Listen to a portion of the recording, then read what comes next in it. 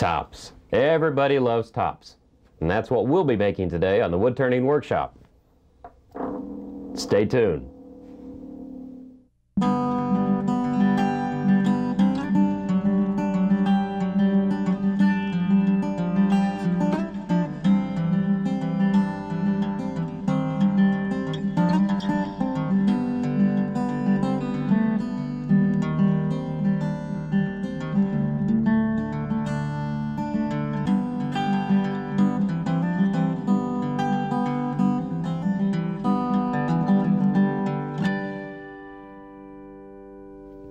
Tops have been around for thousands of years and they're still very popular today.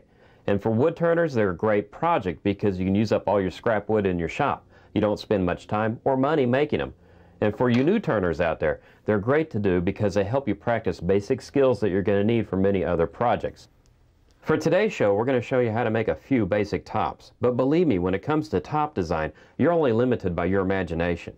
Or in this case, by the size of your lathe. But we'll save this one for another show. Right now, let's get turning.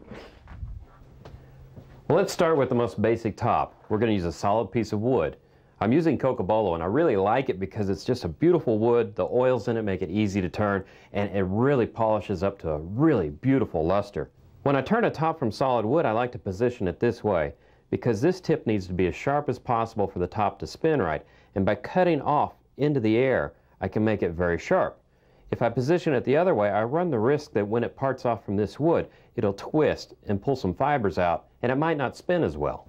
Well, let's get started. And the only tool we're going to need to make this top is a spindle gouge. And we're going to start working on that tip. And we're just going to take small cuts, not rush it. And keep in mind, this is end grain. So we want to turn from the widest part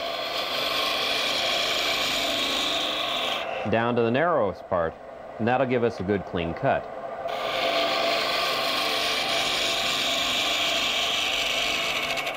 Now I want to start shaping for the tip, so I'm going to start scooping out.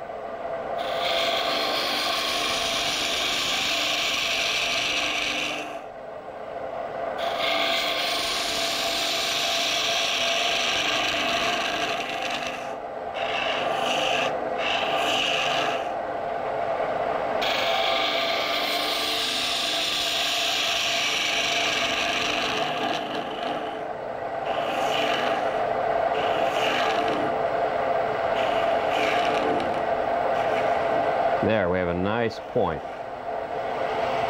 So our next step, we're going to have to remove the bulk of this wood to finish the rest of the top.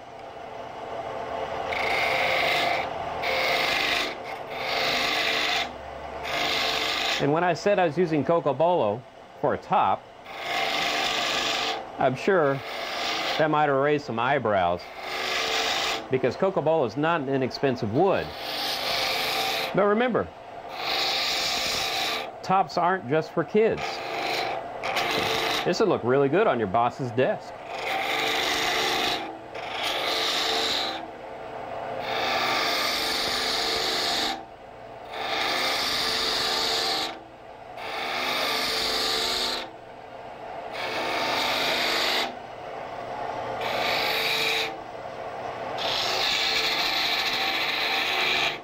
Just keep working your way down the steps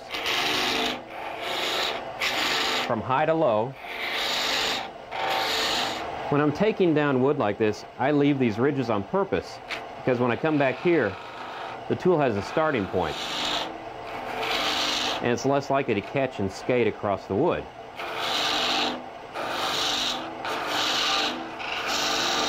Another important thing is where your bevel is aiming is where your tool goes. So when I want to come up here and work on the top and make this curve, I need to turn it to go the direction I want to go.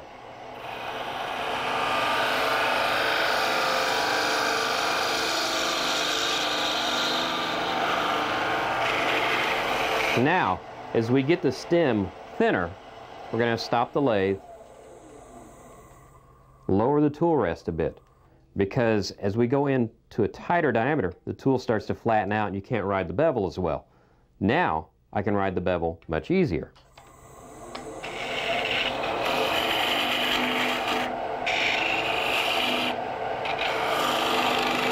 we just want to sweep back and forth here.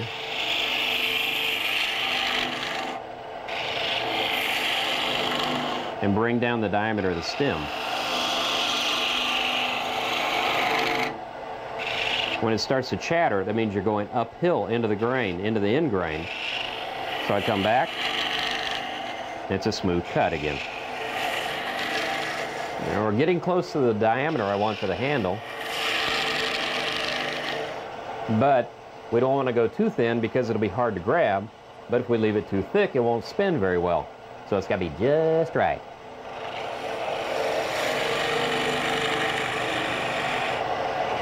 It's looking pretty good right there. But before I part this off, I'm going to need to sand and put my finish on. Now remember, always wear breathing protection. Your lungs are kind of important. Now cocobolo is such a great wood because of the high oil content it has, and that allows it to take a really great finish. But to take advantage of that, we need to sand at least to 600 grit. You'll be amazed at how it looks once we're done.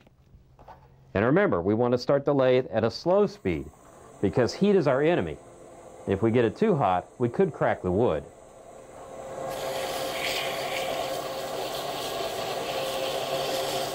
Keep one thing in mind. When you get to the tip, don't spend too much time there because you might round it off.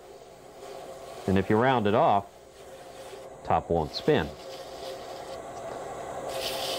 And also that high oil content in the cocobolo causes the paper to clog up a bit.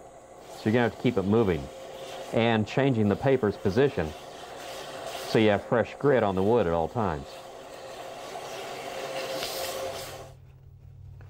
Now when it comes to putting a finish on cocobolo, the oil that makes it so beautiful can also be a problem, and traditional finishes don't want to stick to it very well. So to avoid that, I'm just going to use wax. And now, heat is our friend. We're going to pick the speed of the lathe up a bit and use the heat to melt the wax into the surface.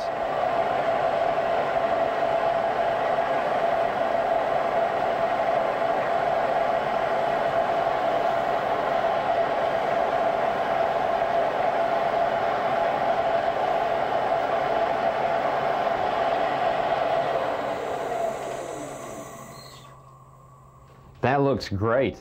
Well, it's time to part it off. Back to the spindle gouge. We're just going to take some small cuts and work our way in.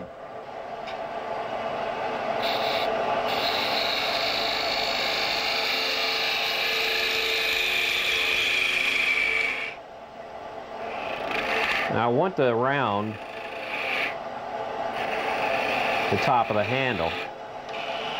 And we'll just nibble this wood out of the way. And by rubbing my bevel of the tool against the wood, I burnish the wood. So in effect, it's almost sanding the wood to 600 grit for me. And that way when I part it off, I don't have too much work to do to finish up the tip of that.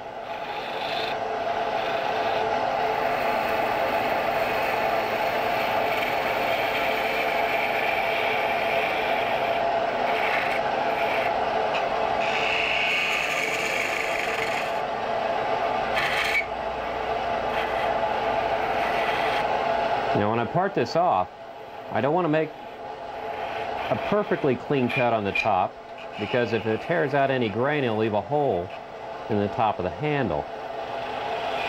And to minimize that chance also, I'm going to just kind of get rid of as much wood as I can while I can. That looks about right. Now, take your hand and gently hold it around the top and take one final passing cut. There you go. Comes off beautifully. Now just a little touch from 600 grit sandpaper, and take some of our wax, rub it on. We got a beautiful top. But the question, does it spin? Yes, it does. Now when you're using an exotic wood like cocobolo, the wood speaks for itself. You don't want to do anything to it. But when you're using a plain wood like maple, you might want to trick it up a bit. And the way I'm going to do that is with a chatter tool. And the chatter tool is a really neat piece of equipment. There's a piece of metal that hangs out over the shaft of the tool. Raise your tool rest up so when you present the tool to the wood, it's aiming downward. And then when you press this into the spinning wood, it'll cause the metal to chatter and leave a really interesting design.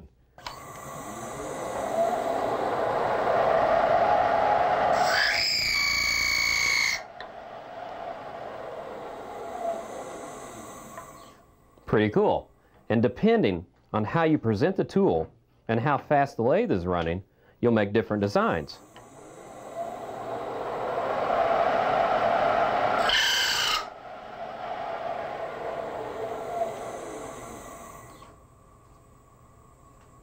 I really like that design, but I want to take it a little bit further and add some color. Get yourself a permanent marker with a wide tip. And when you start the lathe up, you can bring this in, gently touch it to the wood, and pull it across, and it'll leave a really neat design.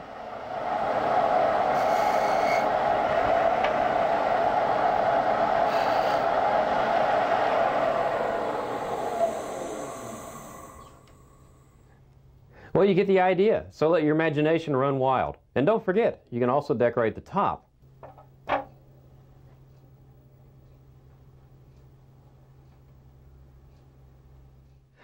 If you're like me, you have a lot of these unwanted discs laying around the house. And rather than throwing them away, guess what? We'll make a top out of them. I've mounted a 6-inch piece of walnut on here, and we're going to rough it out. And there are many ways to make this CD top, but the one I'm going to show you is one of the easiest I've found.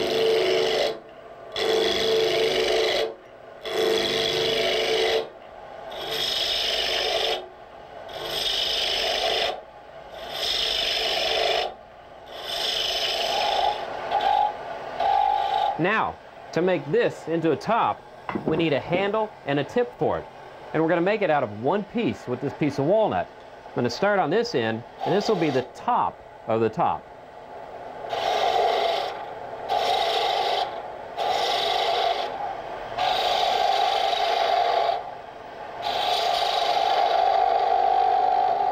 A little bit of vibration, but just lighten up your cut and that goes away. Now I'm forming the end of the top handle. And I just want to make a nice little round shape for the top of this.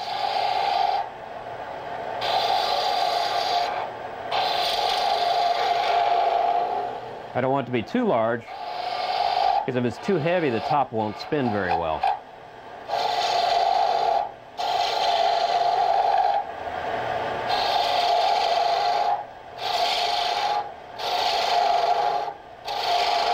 I'm going to work my way back in increments about an inch at a time, because if I took this thin all the way down there, it'd vibrate way too much to finish what I'm doing.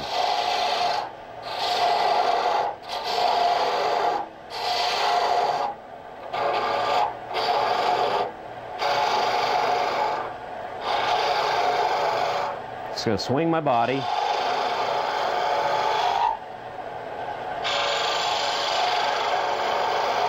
Just make a nice flowing shape.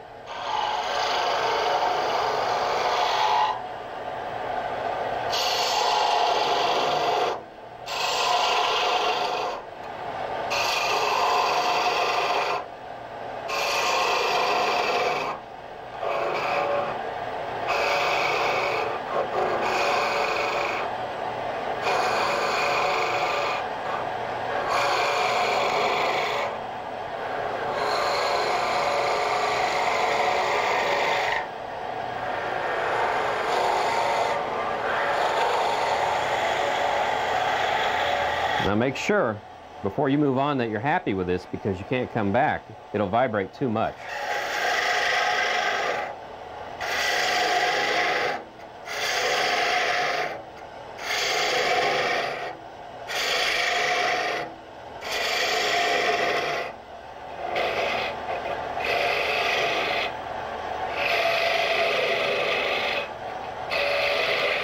And just carefully blend the two cuts together. Ride the bevel on the wood,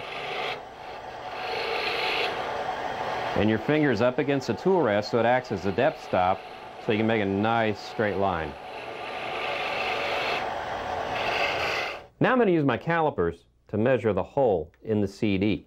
And I'm going to take that diameter and transfer it to the handle, and we'll use our parting tool to make that cut.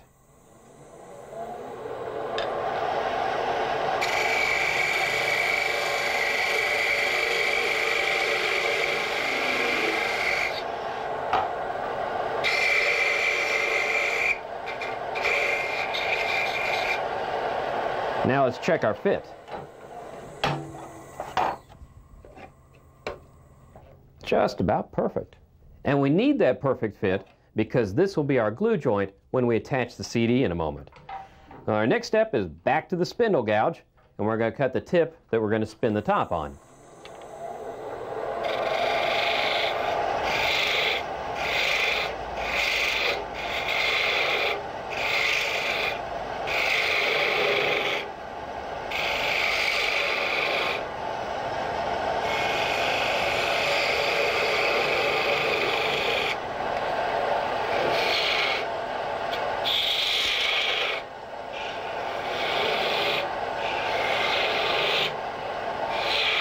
Now, before I go any further, I need to sand and put a finish on.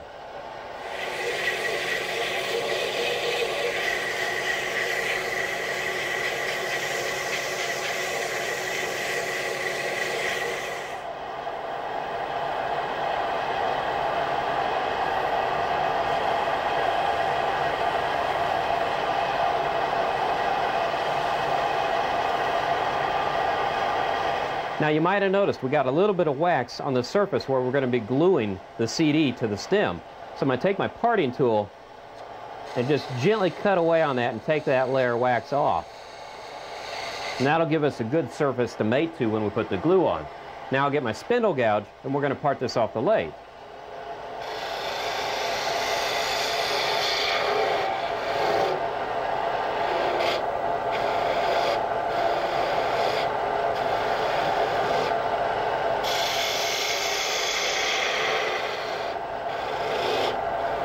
We're going to take our time and make sure that we leave a nice sharp point.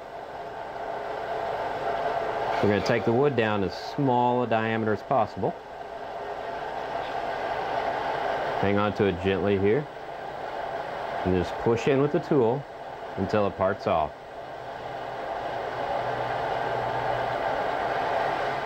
Now it's time to glue the CD to the stem, and normally I'd use a thicker glue on here and an accelerator to get a good bond.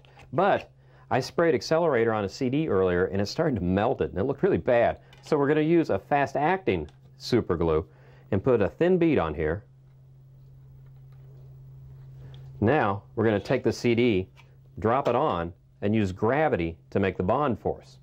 One thing about a CD top, since it's so wide, if the edge touches, it'll stop spinning very quickly. So I built a little stand that raises it up off the table, and it lets it spin a whole lot longer.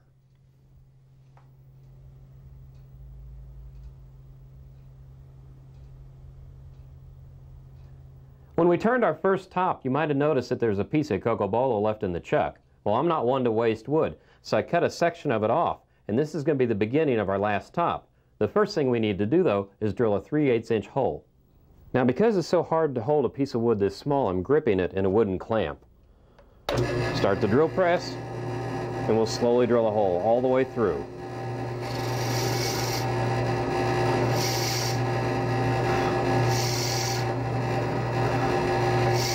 The cocobolo is going to be the body of the top, but we need a shaft, so we're going to use a hard maple dowel for that. And I want the dowel to be driven through the center and come out about 3/4 of an inch. Now, to do that accurately, I've built a jig.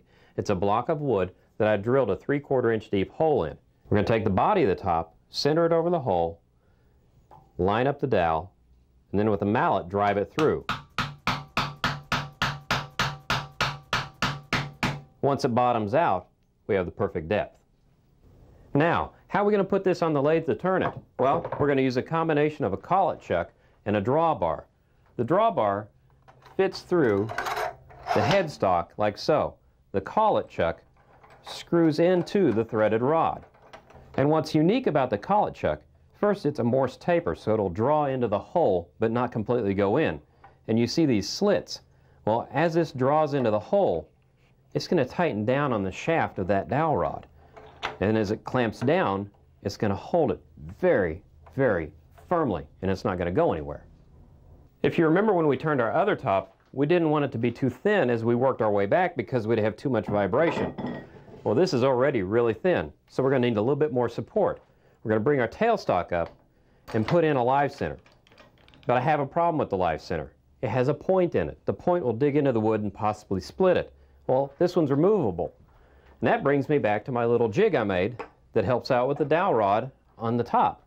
If I put the tip of this in here, hit like that, there's my point, and I don't lose it on the floor. Now with the point out, the live center will receive the dowel rod without splitting it. Now for the first time today, we have wood grain going in two different directions. The shaft is still going like a spindle turning. I'm going to go from high to low. But the center is almost like a bowl. I have end grain aiming at me. So really, we want to cut from low to high. Since this is Cocobolo, it's a lot more forgiving, and I can go both ways with it and not tear the grain out. But that's something to keep in mind when you turn a top like this. Again, we're going to start with our spindle gouge, and we're going to start working on the middle of the top. And we're going to come from the outside and cut across because of that end grain.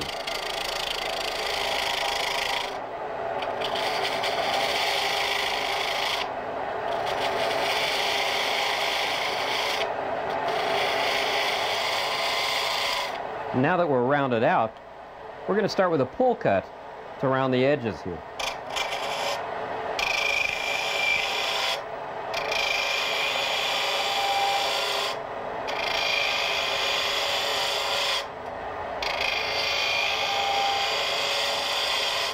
Now I'm going to go back to a push cut because I'll be cutting into the side grain and not the end grain.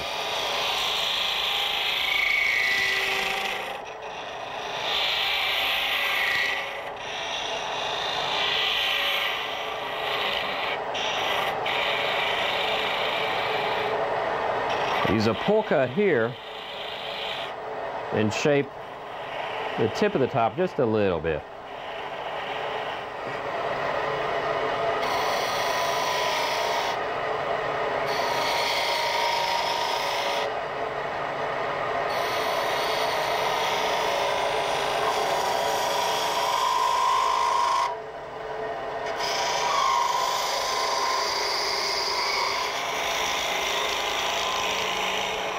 Now I found out that my tops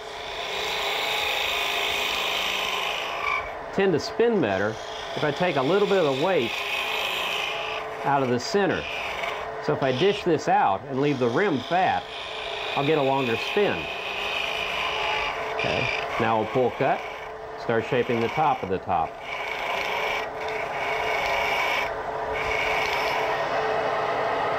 Now it's spindle turning, so I've got to cut downhill again. Swing my body to make a cut.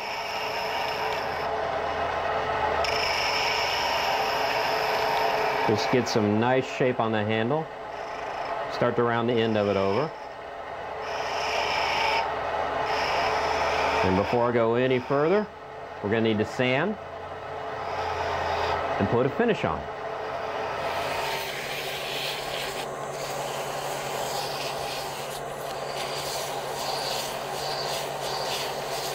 Since we're using Cocobolo again, we still have the problem of what finish to use. Well, I'm going to use wax, but this one's a friction-based polish.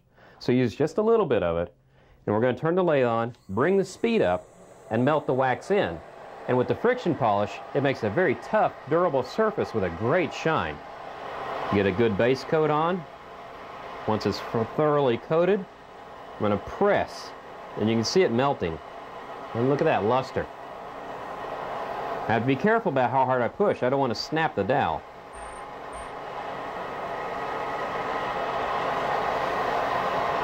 Beautiful. Now we just have to part it off. Our first cut will be on the tip. Back to the spindle gouge.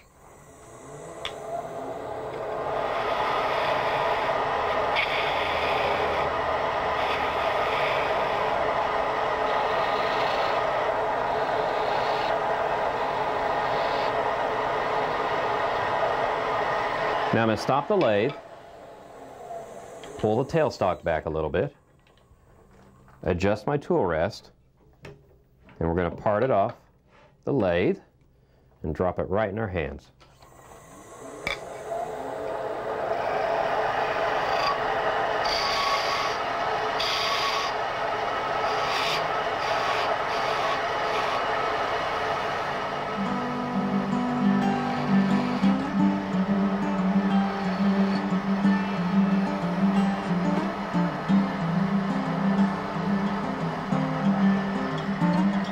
Well, this has been a lot of fun. I hope I've given you some good ideas that gets your imagination going on making your own tops.